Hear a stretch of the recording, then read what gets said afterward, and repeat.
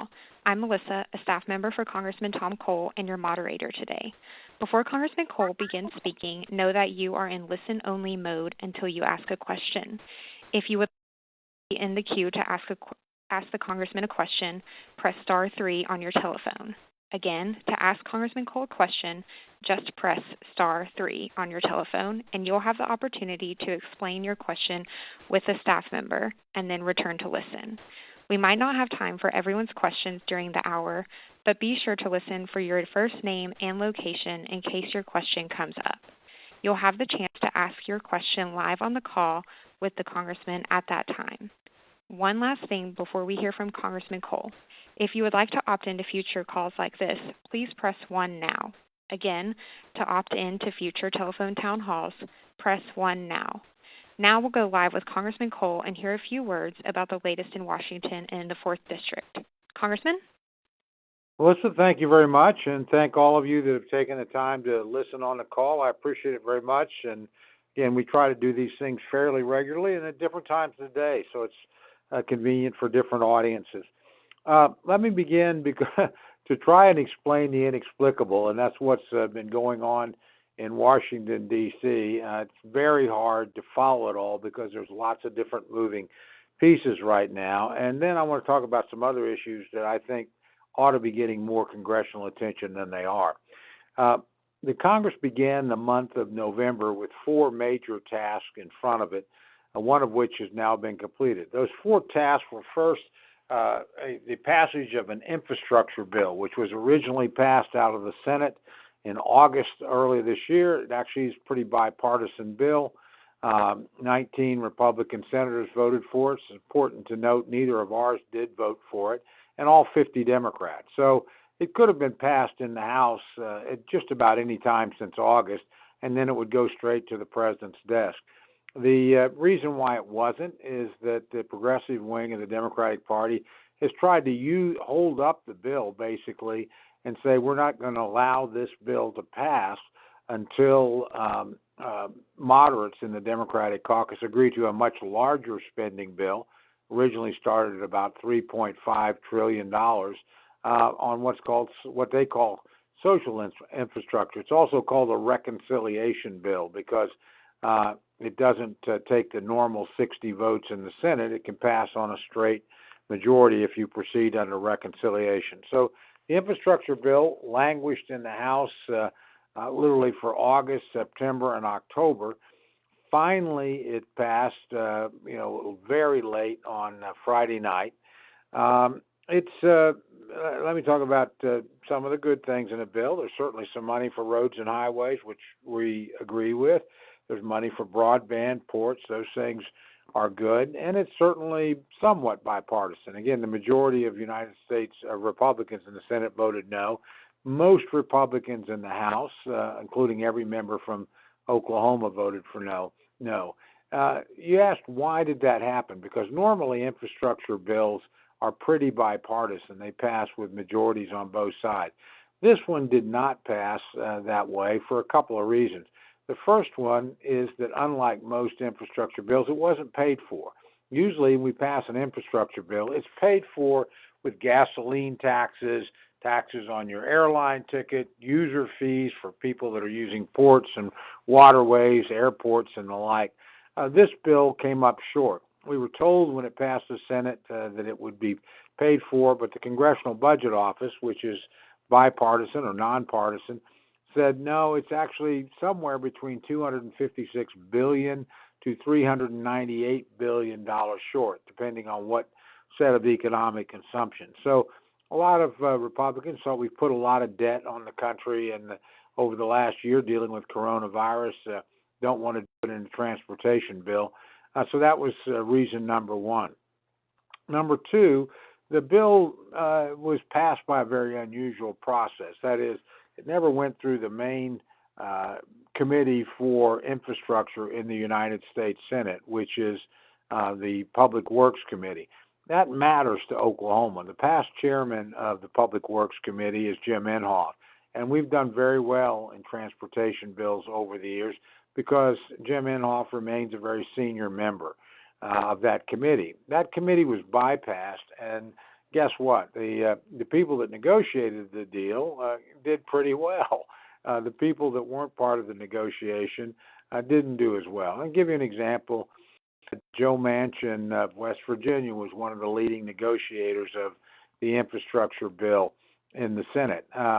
West Virginia is not a big state. After redistricting, will only have 2 congressional members. Oklahoma has 5.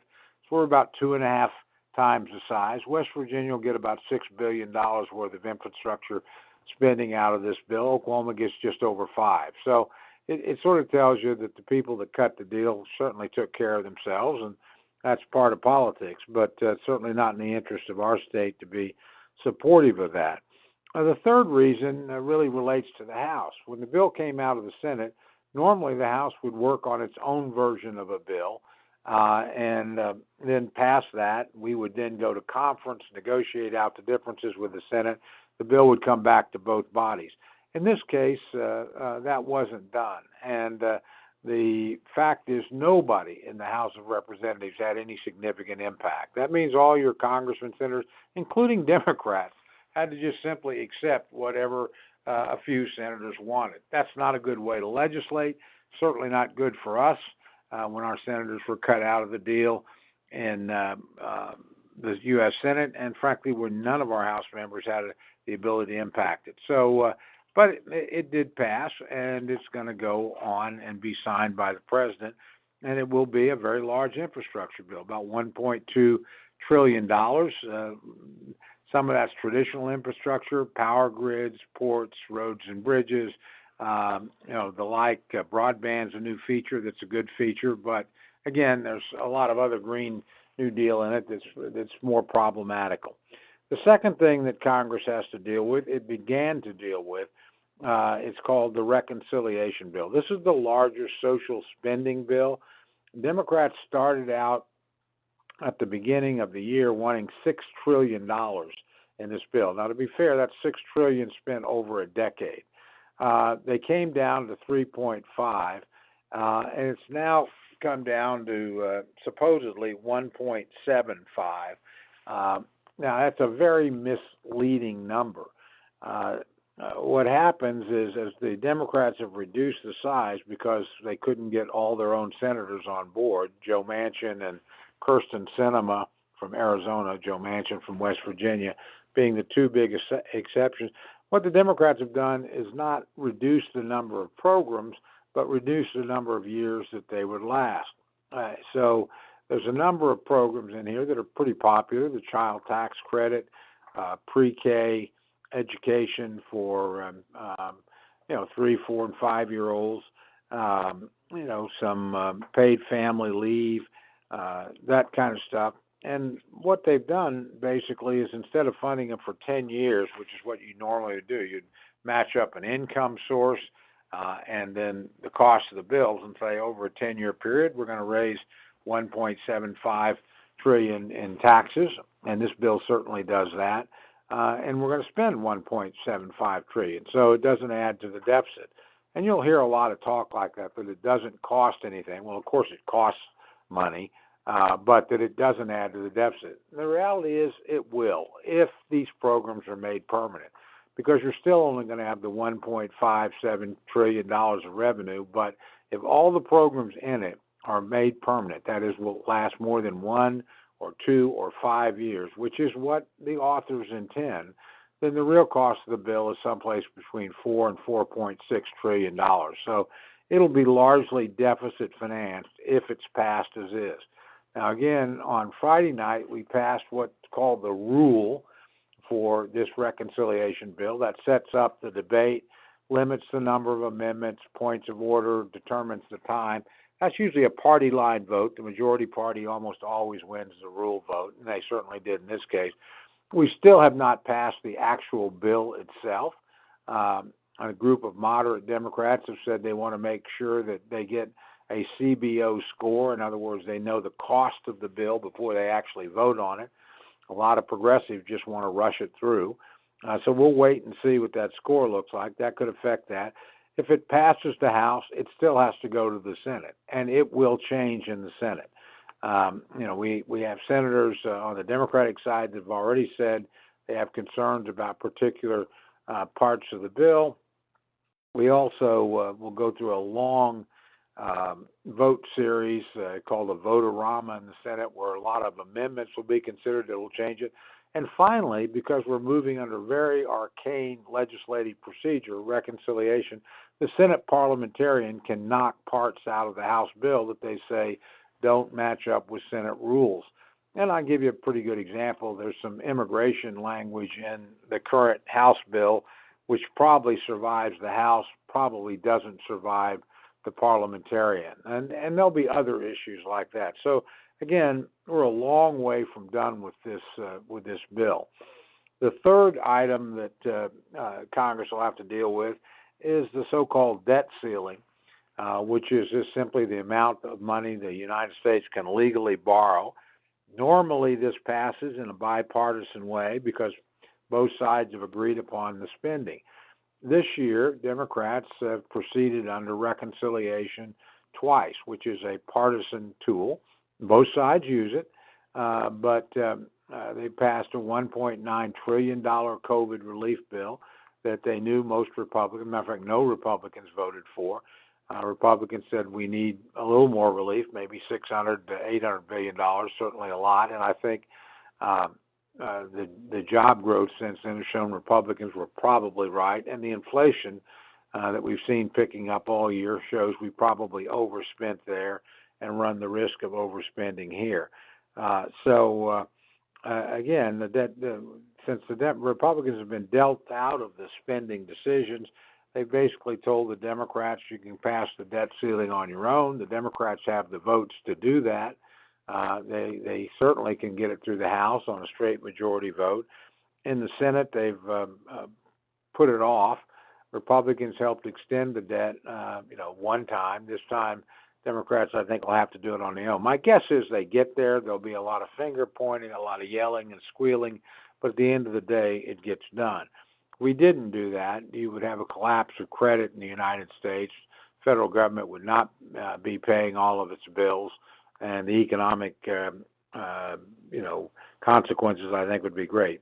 The final thing that Congress is supposed to consider this year, and has so far kicked the can down the road, is the normal appropriations bills that run government. Now, we've been talking about a lot of money, a $1.2 trillion infrastructure bill, but that's over 8 years. A reconciliation bill that's $1.75 trillion at the minimum, probably more, but that's over 10 years. The appropriations bill is just what it takes to run the government for a year. And the total budget of the United States is about $4.4 trillion. So that's actually more money and, in a sense, more consequential. So far, the House has passed 9 appropriations bills out of the 12. The Senate only 3. My guess is we are so tied up with the reconciliation package and the debt ceiling that we will not get those bills done in time. And come December 3rd, when the money runs out, Congress will vote for what's called a continuing resolution and just keep funding kind of where it is. That sounds good, and it actually saves money, but it also means you can't adjust to changes. And most Republicans, number one, want to increase defense spending. They're very worried about China and Russia and some things going on in the world. And we're having an inflationary spike, which makes defending the country more expensive. Most Republicans would like to cut some of the discretionary spending in the Democrats' bills.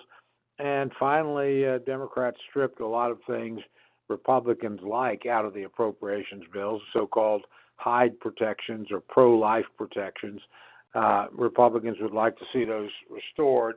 All those things take passing normal approach bill. So my guess is it'll get kicked into next year, but we will eventually come to a deal on appropriations that will increase defense spending, decrease domestic spending to offset that, and hopefully more, and again restore a lot of the pro-life protections. So that's a pretty busy agenda that Congress is working on. Let me tell you some of the things they're not working on that it should be working on. First one is the border crisis. There's nothing in any of these bills that increases money for the Border Patrol, that resumes construction of the border wall and border barriers, that provides us with additional tools to make sure that people entering the country illegally are quickly. Quite the opposite. We have an unprecedented surge of illegal immigrants along our southern border, and honestly, the administration is doing very little to deal with it. A second area we ought to be working on, and to be fair, you could argue the infrastructure package helps, and that's inflation and the supply chain issues.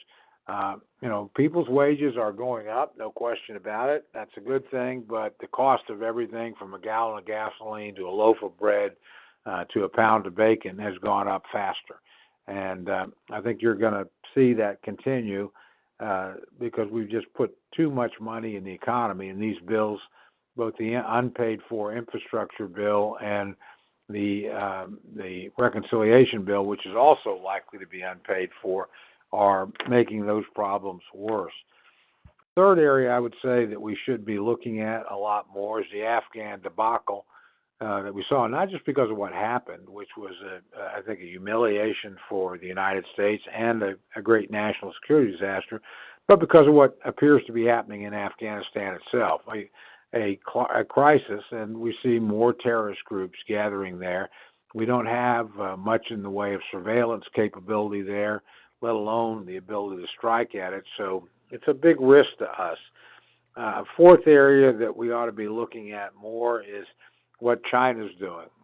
We're seeing this now. I think they see the administration as comparatively weak, and so we see a pattern, to be fair, we've been seeing for some years, rapid Chinese military buildup, more incursions into Taiwan. You see what China's done in the last year in Hong Kong and to the Uyghurs, Muslim minority in their own country that have been placed in, honestly, what amount to detention camps. And, we're very worried the Chinese may look at what happened in Afghanistan, think America's lost its resolve, and decide to try and force Taiwan to rejoin mainland China by force.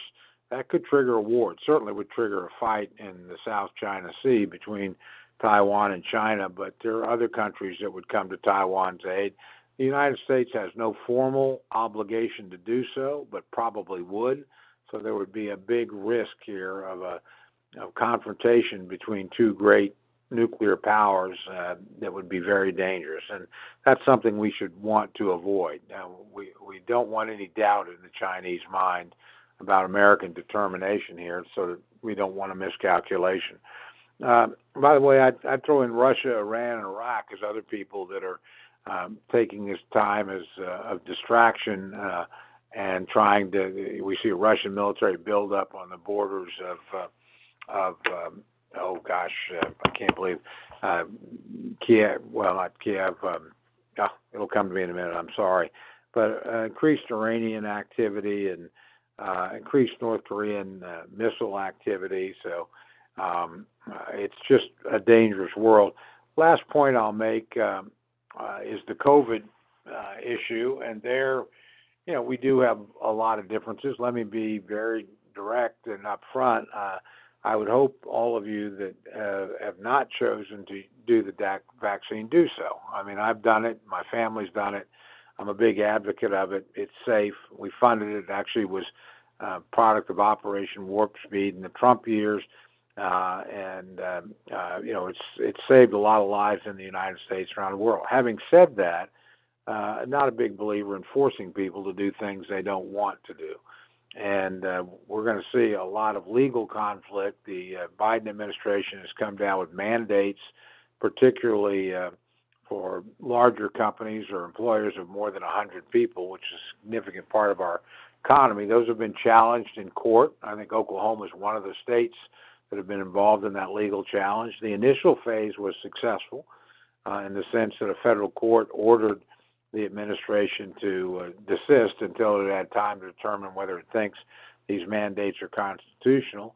The administration has said, damn the torpedoes, full speed ahead, and told businesses they expect them to go ahead and and follow the mandates. That puts businesses, I think, in an impossible situation. It's extraordinarily unfair to them. If we're going to have a legal challenge, you need to let the legal challenge run itself through, and frankly, you need to listen to what the courts say during the course of that. So anyway, that's a lot to cover. But again, there are areas, again, like inflation, like supply chain, like what's happening abroad, like our border, that we ought to be focused on in Congress, and we're simply not. We're tied up. First, we were with infrastructure. That's now disposed of. And then, obviously, the reconciliation bill, the debt ceiling, and eventually the important job of just doing the day-to-day work of running the government, which everything in our state, from Tinker Air Force Base to the National Weather Center to Fort Sill to the other military installations in Oklahoma and a lot of other areas where the impact of the federal government is great, depend upon. So with that, that's quite a bit to cover, but Melissa, I'll turn it back to you, and let's start responding to some questions from folks that have them.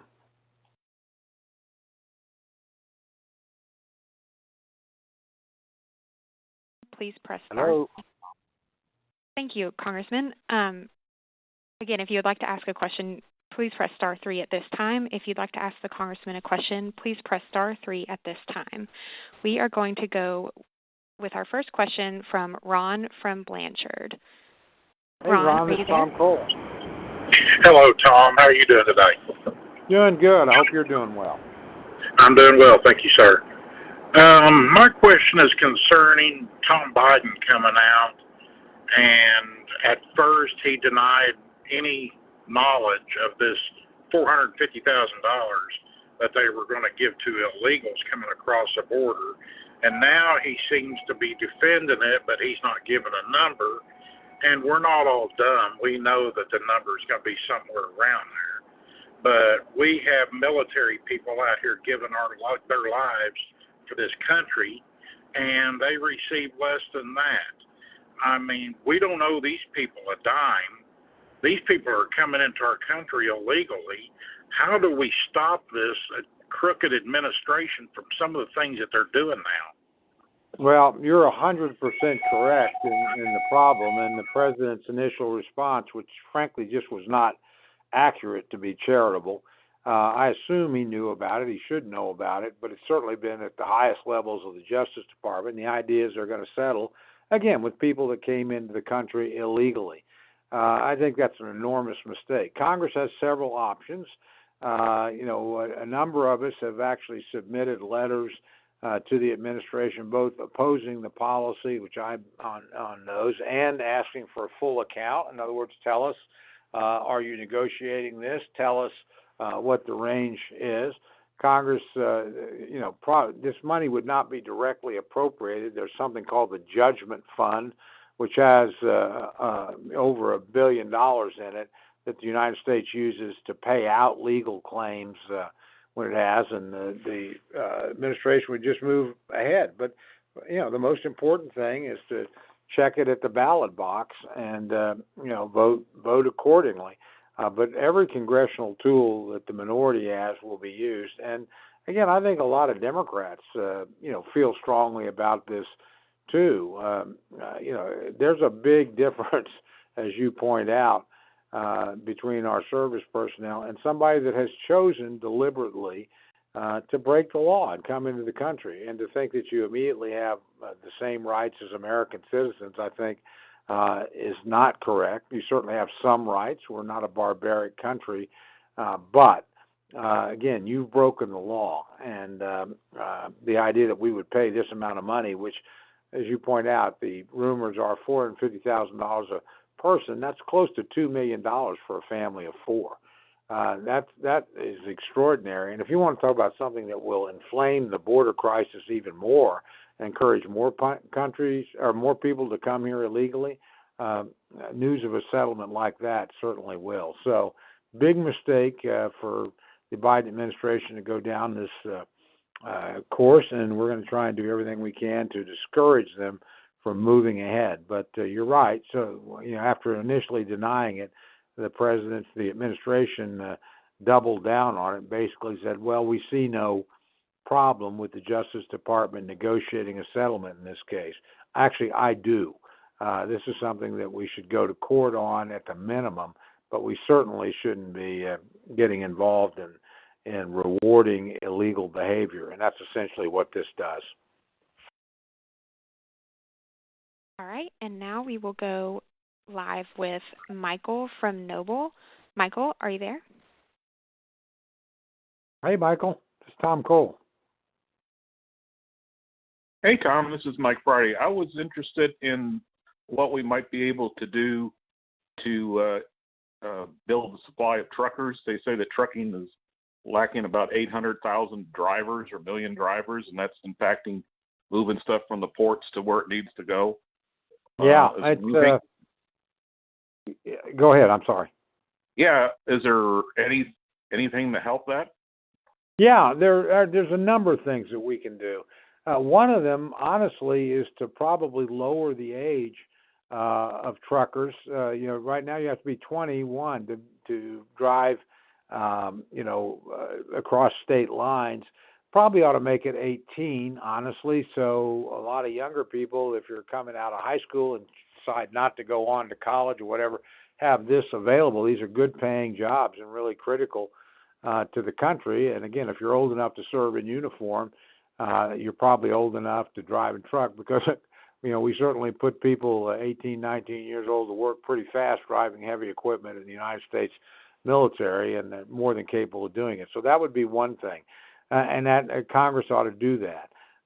Second thing is to honestly, and we do this now, there are certainly companies out there, both private companies and people at Career Tech that train drivers. So we ought to incentivize people by taking care of the cost of training or offering grants. You're going to have to, driving a large piece of equipment like this, it does take a lot of skill and does take some training, and we ought to make that as reasonably priced as possible if we can. We do this in critical skills areas all the time.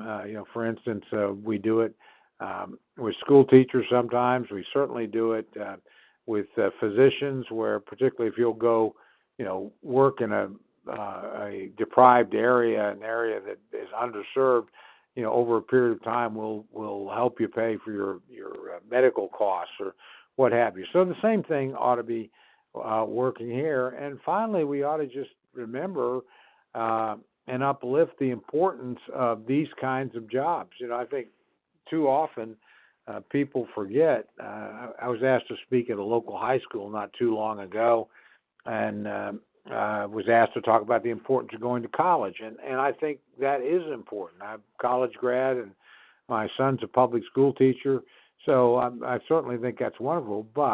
And I made those points, and what a good thing this could be. But I said, there's other things out there, and I'm looking at a group of kids whose eyes were sort of glazing over.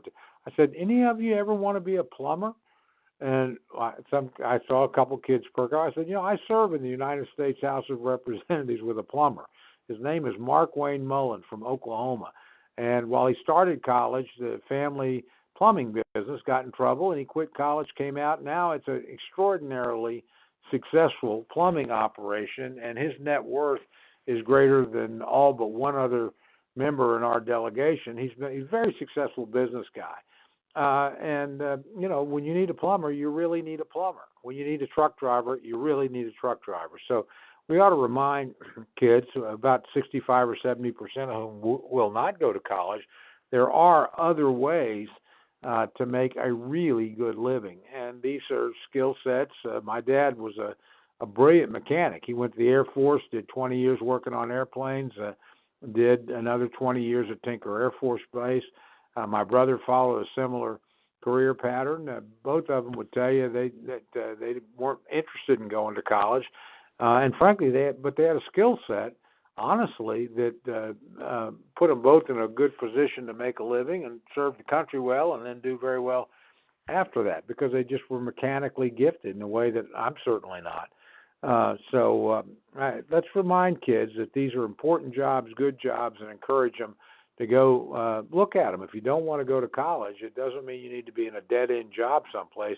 We can get you a relatively quick amount of payment. One last thing we could do, we provide, again, grant money now for poorer kids in particular, so-called Pell Grants. College, we ought to open that up and not only just provide the college, but let's send you to career tech, or let's send you to a really good training program that's been certified by the government, or sometimes by employers or unions. That there's something called an apprentice program that we have federally that we actually expanded under both Obama and Trump. They both liked it because we have a real shortage of blue-collar skilled labor in the United States right now. So it ought to be all hands on deck to encourage young people to go into these areas and to provide them with the training and education. So let's lower some of the barriers. Let's help them with the cost, and let's make sure they know how much we honor and appreciate people that do these tough and important jobs that keep our society working. All right, and if you would like to opt into future calls like this, please press 1 to subscribe now. Again, if you would like to opt in to be called directly on future calls like this, please press 1 now. Now we will go to our next caller, Wendy from Alex. Hey, Wendy, this is Tom Cole. Oh, I'm excited to talk to you. You kind of covered it already, but I just wanted to see, is there anything that citizens can do to stop this January 4 deadline on the mandating of the vaccines by employers?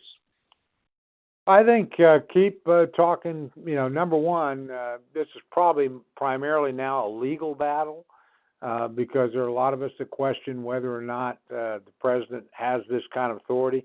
But governors and mayors do. We're not sure presidents do, quite frankly. No president's ever done this. We can suggest the government does that all the time, but mandating in the health area has usually been the province of governors and mayors. And of course, our state is involved in the lawsuit against us. I think 27 states are, and they're not all Republican. The Kansas governor, who's a Democrat, came out this last week against these mandates, thinking it's going to be harmful to business. I can tell you, I certainly talk to all kinds of business people.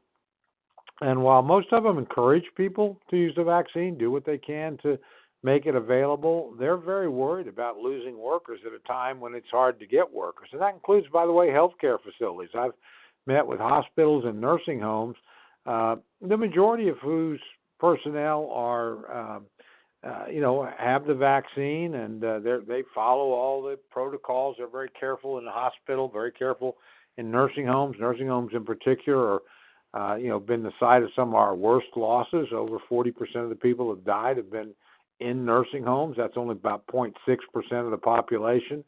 But again, we've gotten a handle on it since then. So they're very worried that they'll start having workers quit.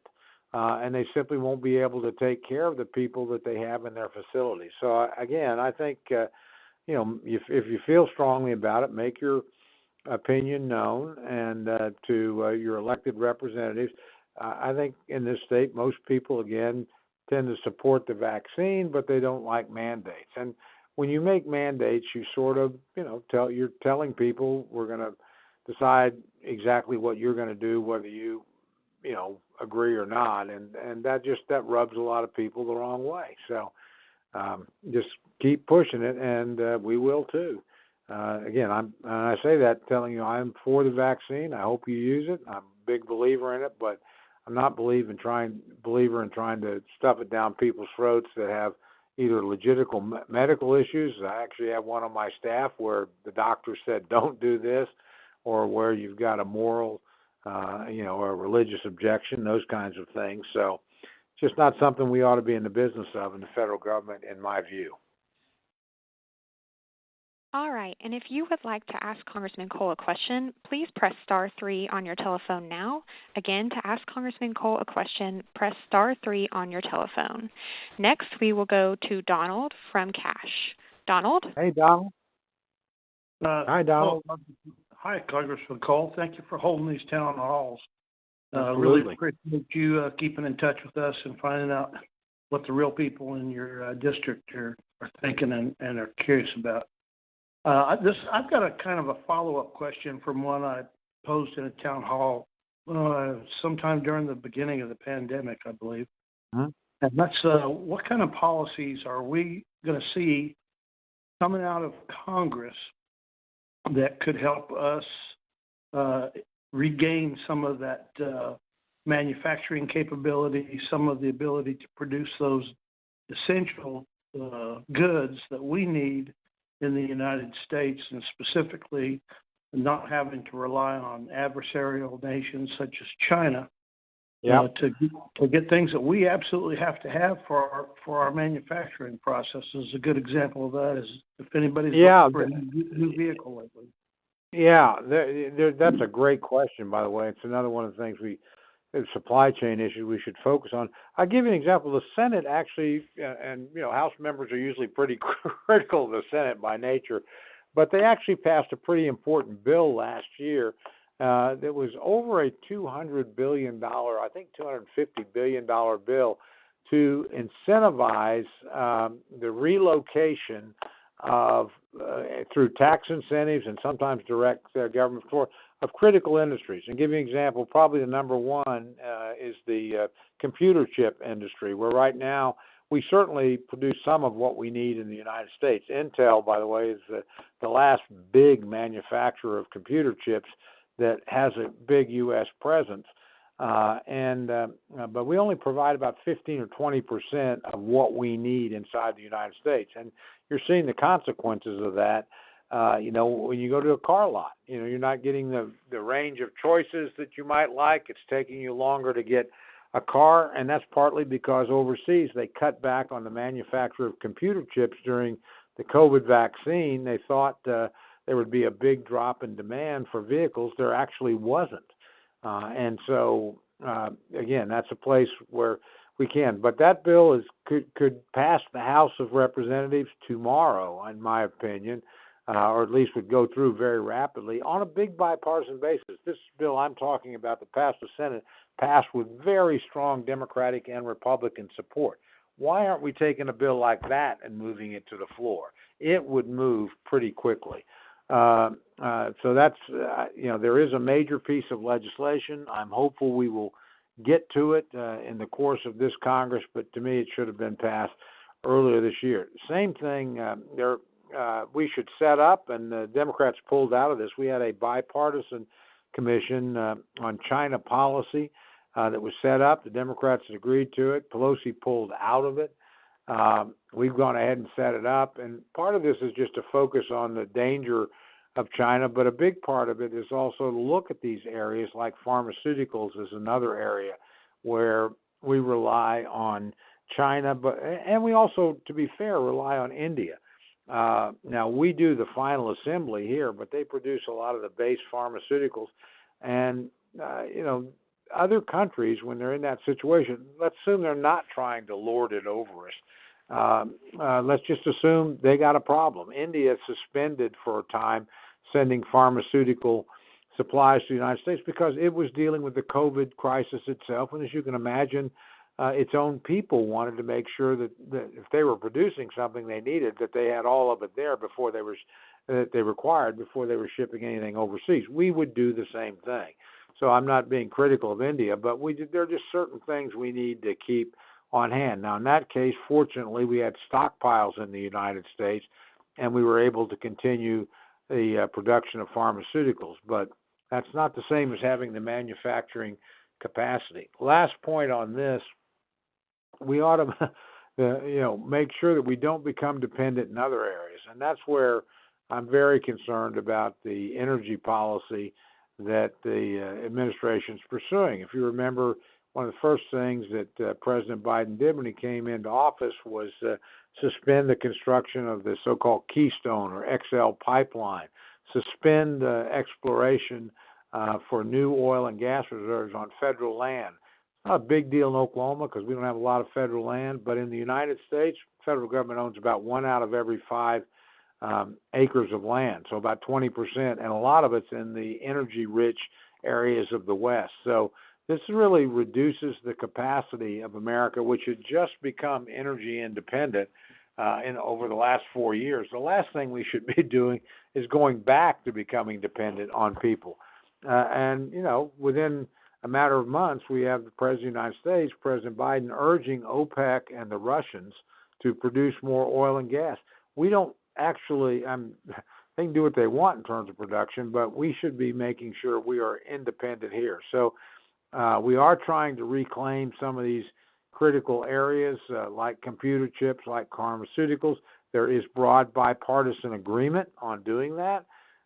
We just, for whatever reason, the Democrats have been caught up in the House with putting other things on the floor. They ought to put those on. And finally, we ought to make sure in those areas that we, by hard work, manage to make ourselves independent again, like pharmaceuticals, like oil and gas. We ought to maintain that. And there's other areas. Uranium is another good example. We import a lot of the fuel and, frankly, weapons-grade materials. We should never be that. We have more than enough uranium in the United States to take care of all our needs. We just simply make it very hard to mine and create lots of barriers in the industry to make it difficult to develop an area that does provide, nuclear provides something like 20% of our utility power now. It ought to be an area that we continue to work on, honestly, because it is absolutely environmentally, at least in terms of greenhouse emissions, good, although there's certainly problems in terms of storage of nuclear waste, and there's things we can do there in terms of reprocessing and going to safer storage. But anyway, lots that needs to be done, not enough focus on it, in my opinion, in Congress. All right. And if you, again, would like to ask the Congressman a question, please press *3 on your telephone now. To ask Congressman Cole a question, press *3 on your telephone now. Next, we will go with Tim from Lexington. Tim? Hey, Kim. It's Tom Cole, or Ken. Sorry. Hey, Tom. How you be? I am fine, thank you. Hope you're well. As good as I'm ever going to be anymore. Okay, well, happy to answer your question. Okay. Congress seems to think that Social Security is their personal piggy bank.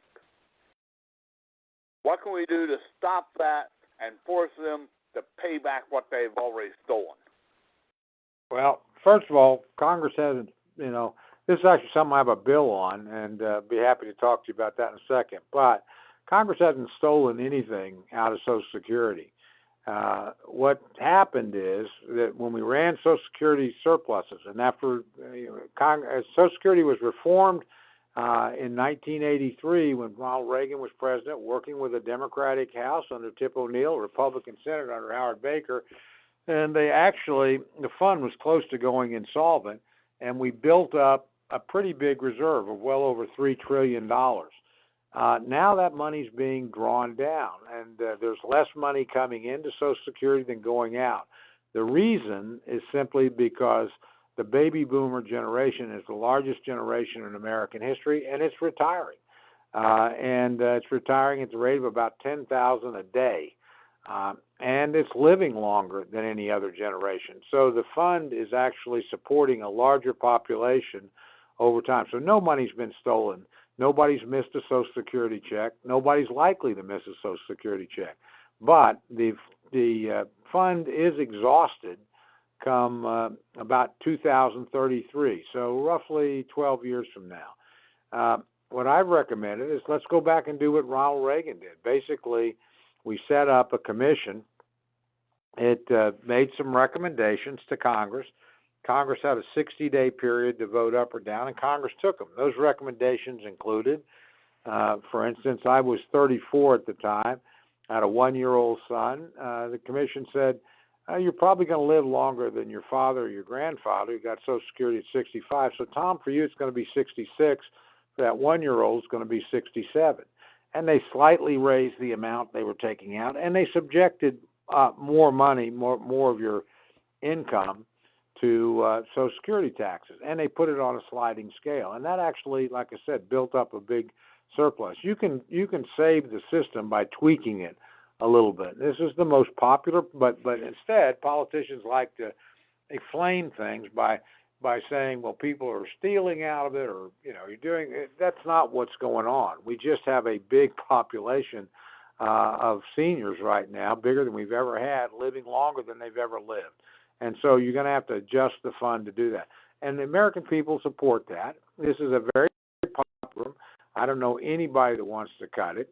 And it's been pretty successful. 90% of seniors don't live in poverty, and Social Security and Medicare are two big reasons why. That's actually, seniors have a lower poverty rate than kids under 18 because of those programs there. But again, people have paid into them their whole life. They've earned them, and they have a right to expect that the benefits that were promised will be delivered. But we need to have the courage to make an adjustment. I have a bill to do that. I've brought it up under Republicans and Democrats. I've had Democratic co-authors, never been able to get anybody to do it. Instead, Congress likes to wait till the last minute. And it's more expensive to fix it at the last minute than it would be to just make some minor adjustments now that we all would agree to. So, again, I've got legislation to do it. I introduce it every Congress, and there's actually a little bit more interest in it now, and maybe we'll go ahead and get something done. But a lot of people want to expand it, want to increase the amount paid for it. Those are a matter of debate, but let's just right now focus on fixing it so that it's fully funded and we don't have to worry. Because under the law, once the trust fund is exhausted, then there would still be money coming in. Social Security tax would still generate lots of money, but not enough to cover the bill. So all of a sudden, everybody on Social Security would get about a 20% pay cut. That's nuts, and nobody's going to cut what people in their 70s or 80s are getting by 20%. So let's just go ahead and belly up to the bar, at least make sure the fund is solvent for as far as the eye can see, and go forward from there. Again, Ronald Reagan, Tip O'Neill, and Howard Baker did it.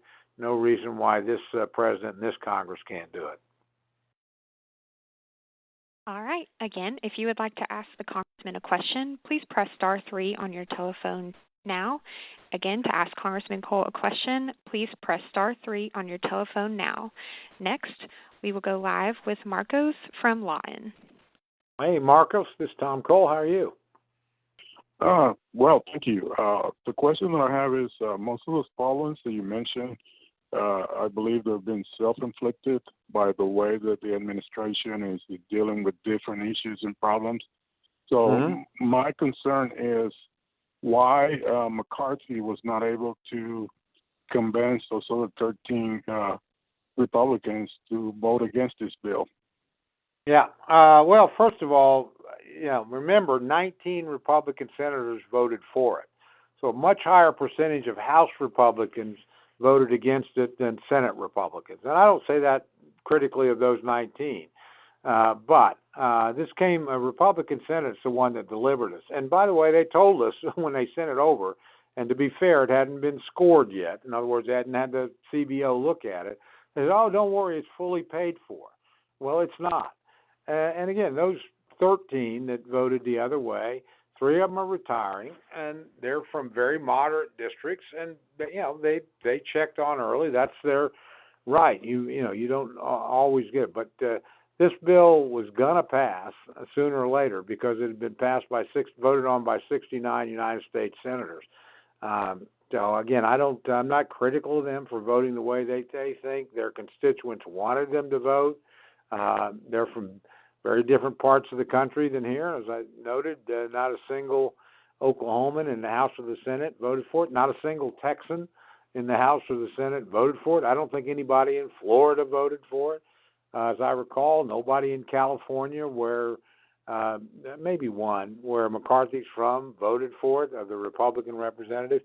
So we had pretty strong opposition, but at the end of the day, we just couldn't get every single one. If we had a Republican majority in the House and we're close to having it, this bill would never have come up because the majority would never have allowed a bill like this to, come together. But again, a minority of Republican senators worked with the Democrats in the Senate, and they passed out a bill with all 50 Democratic votes, with 19 Republican votes, and they sent it to us. And the fact that it got held up as long as it did and that we lost as few Republicans as we did, I think is actually a major tribute to Kevin McCarthy, not a sign that he did anything wrong.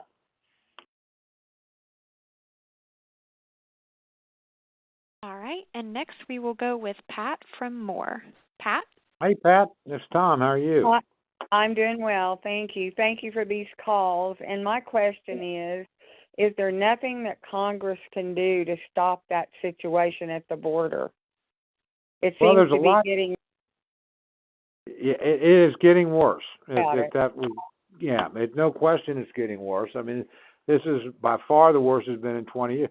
Yeah, there's a lot Congress can do, but there's not much that the Democrats want to do. And you have to remember they control both the Senate and the House. So we can't even get a bill on the floor right now. Now, we're close. I think we can take it. For instance, we're spending all this money. Number one, we need to finish the border barriers. They do make a difference. We need to beef up the Border Patrol. We need to reinstate the Remain in Mexico policy, which simply says if you're coming across the border and you're trying to get asylum, you have to stay in Mexico until our courts have a chance to go through and determine whether you're legally entitled to asylum. Frankly, most people that claim it are not entitled, over 80%. So there's a range of things. But again, this is something the president wanted to do. He did it from day one by beginning through executive orders to dismantle the Trump border policies. And with all this spending, the Democrats haven't been willing to spend one additional dime for one more Border Patrol agent, even for more judges to adjudicate the people that are coming across with claims. The president suspended the we have literally construction material sitting out that we're paying people for rather than finishing areas. So a lot we can do, but elections have consequences. And honestly, this administration and the majority in Congress, certainly at the leadership level, just don't believe in closed borders. Now, and there's lots of consequences, not just the people. The amount of drugs that we've seized, and we certainly don't get all the drugs coming across, has tripled. The amount of fentanyl coming into this country is enough to kill every man, woman, and child in America multiple times over. Human trafficking. I hate to say it, but there's a market up here both for illegal drugs and for people being brought in to be exploited, usually for sexual purposes, usually young girls. Border Patrol agents set a lot of people free that are coming across that border that don't want to come across it, that are literally being trafficked. And they save a lot of our people from drugs. And again, I'm going to be pretty direct here. While I'm very critical of the cartels and the people that produce it, sending it over here, you got to be critical of the people up here that are buying it and distributing it. And we do have some Americans along the border that facilitate the illegal movement of people. Border Patrol have caught a couple of them in recent months that literally are driving down there with cars and will get you to your next stop or something like that for a couple $1,000. They arrested a 17-year-old, I think, last week. So there's a lot we ought to be doing. We're not having a hearing about it. We're not considering legislation about it. And the Democrats have voted down every amendment to put additional money. And I can tell you, I said on the Appropriations Committee, we tried to put additional money in the bill that funds the Border Patrol. Democrats defeated that, and by the way, have not even brought the bill to the floor of the House because they can't pass it. But they have enough votes in committee to keep us from doing what we want. But at the end of the day, their performance on the border is so embarrassing that they won't bring the Homeland Security bill to the floor. So it's quite a mess. And but again, the federal government is pursuing the policies that President Biden said he would pursue when he was running for president. And so it's not like this is a mystery that it's happening or should be a surprise to anybody. Okay, we have time for one more question. We are going to go live with Cindy from Noble. Cindy? Hey, Cindy, this is Tom. How are you? I'm good, Tom. Thank you. You have mentioned several times that there are a lot of things that should be happening that aren't in the Senate and in the House. What has to happen for those things to begin to happen? But you have to change who's there. Elections come every 2 years, and I'm not taking positions that are at odds with what our delegation's doing. And remember, every single Republican, in the House is opposed, and the Senate is opposed to the reconciliation bill. All the Oklahomans voted against the transportation bill. All the Oklahomans will vote against the reconciliation bill. All the Oklahomans are in favor of tougher borders and, opposed to this level of spending. So, but it's a big country, and there are different points of view. Now, I actually think Republicans are likely to take the majority in the House. I think it's up in the air as to whether or not they take the Senate, because that depends on what states happen to be holding elections. Not every senator is up for election every 2 years the way every House member is. And then you have to remember President Biden will still be the president for 2 more years after the midterm election. So, again, I know Democrats were very frustrated in 2017 and 18 when they saw Republicans in control. That's when we got the tax cuts. I would argue that's when we started to get the border under control with a lot of policies that the president laid down. That's when we restored our defense budget and built that back up. That's when we moved the embassy from Tel Aviv to Jerusalem. It's when we did a lot of things overseas that I think made the country much more secure. The president, obviously, throughout his tenure, moved the courts to the right. You have a much more conservative judiciary. So, again, when you have the power, you can do a lot of things. But we lost it in the 2020 election. Even though we gained back seats in the House, we didn't gain back the majority. So that's literally, where it comes from. At the end of the day, Congress does what the American people tell it to do.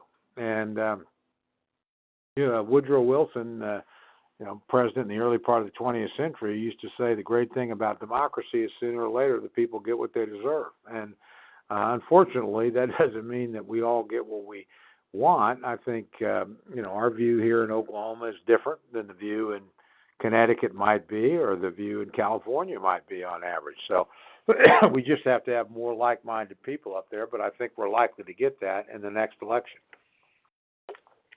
So, again, that's the best place. And in the meantime, it's not as if we don't win some things. Remember, the spending that the progressives wanted started out on the reconciliation bill at $6 trillion. They moved it down to $3.5. It's going to go down further, and we'll see where it ends up. And we do win some victories. But, again, the House in particular is a majoritarian institution. And what the majority wants, it can get. The Senate, a little bit different. Under Senate rules, you've got to get to 60 votes, and so we have more ability to stop things in the Senate than we do in the House right now, because we do have 50 senators, and that's been a matter of great frustration to the Democrats, because there's a lot of stuff that has been stopped. Thank you, Congressman. Well, we are near the end of our telephone town hall. If you would like to opt in to be called on future calls like this, please press 1 on your telephone now. Again, to opt in to be called on future town halls like this, please press 1 on your telephone. I'm sorry we weren't able to get to all of your questions, but you'll have the opportunity to leave a message and receive back from our office after Congressman Cole provides some final words. Congressman? Melissa, thank you very much. And again, thank all of you for listening for whatever amount of time you stayed. If you stayed for the whole thing, thank you very much. And we appreciate the questions. As one of the callers mentioned, this is a great way that my staff and I have the opportunity to learn what's on people's minds. And we do monitor very carefully the comments, not just the questions we get, but the ones we weren't able to answer in time, and try to follow up. And, every week we look at, okay, what have people told us calling in? What have they told our field representative? What have they written in or emailed us about? I literally get a report on a weekly basis. And so we have a pretty good idea of what is concerning people in the district, and we try to address it. Last point I would make is, again, this is a very consequential election cycle coming up. I never would tell people how to vote, but just vote. Make sure that your opinion, whatever it is expressed, and that you take the opportunity to do that. And again, we do these calls. We're always interested if you call us. We travel a lot. I was actually in Noble. I noticed we had a couple of calls from Noble. It's Noble today. Congratulations, by the way. It was a Habitat for Humanity, really heartwarming thing where a needy family got a new home that people in Noble and in Norman and surrounding communities all pitched together and built. It was a pretty cool thing to watch. And a reminder that Oklahomans are awfully decent and caring people, and they try to help their friends and their neighbors when they're going through some tough times. So anyway, just hang in there. Thank you very much again for taking the time, and we'll be looking to do one of these again soon. So if you like this format, as Melissa suggested, please sign up, and we'd be happy to make sure you're automatically notified and included when we do one of these things every single time, and then you decide whether or not you want to participate. Thanks again, Melissa. I'll turn it back to you to close out. Thank you, Congressman, and thanks to those who joined today's call. If you'd like to leave a message, just stay on the line and follow the prompts. Again, if you'd like to leave a message, please stay on the line. Have a great afternoon.